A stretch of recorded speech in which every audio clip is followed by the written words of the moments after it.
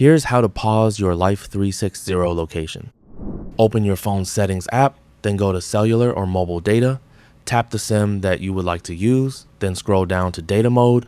From there, enable low data mode. This limits background data usage and may reduce how frequently apps like Life360 update your location. After enabling it, return to the Life360 app and check whether your location updates have slowed or stopped. Keep in mind that this method does not reliably pause your location or guarantee that other members won't notice. Depending on your device, app, version, and Life360's current behavior, your location may still update, or the app may indicate that location data is unavailable. If your goal is simply to reduce background data usage, low data mode can help. However, if you want to stop sharing your location, you'll need to use Life360's built-in settings or your phone's location permissions, which may be visible to others in your circle. That's all for this video. Thanks.